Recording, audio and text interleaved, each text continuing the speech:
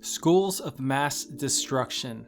49 universities are involved in the research and design of nuclear weapons for the Pentagon. Most of the research and design is done in secret. A recent report from the International Campaign to Abolish Nuclear Weapons exposed the university's connection to building weapons of mass destruction, essentially defying their own mission statements and international law.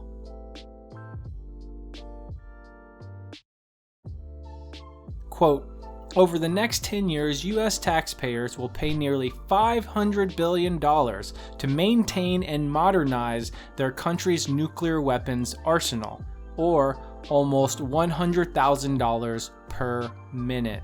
Enacting these upgrades requires significant amounts of scientific, technical, and human capital. To a large extent, the U.S. government and its contractors have turned to the nation's universities to provide this capital.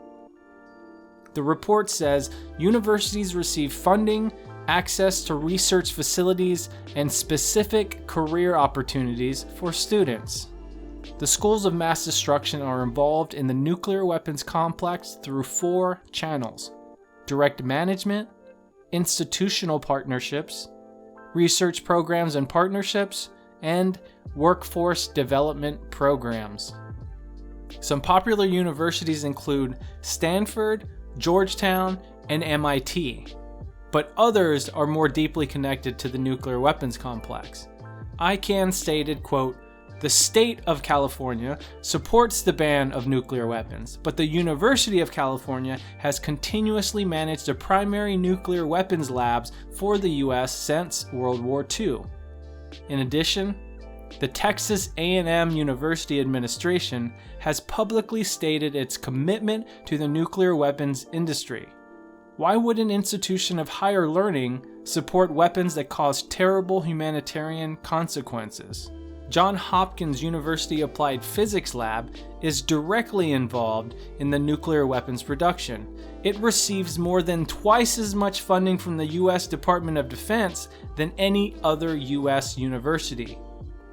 The report also noted the Trump administration's recent withdrawal from the Intermediate Range Nuclear Forces Treaty with Russia and its 2018 Nuclear Posture Review.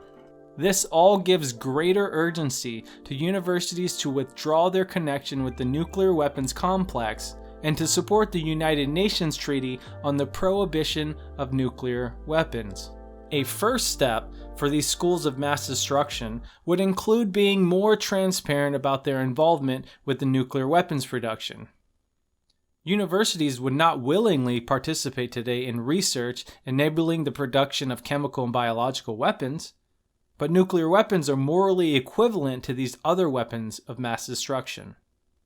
So, in creating a path towards a nuclear-free world, ICAN suggests that sharing this report will increase awareness, and we should demand these institutions to make their research more transparent.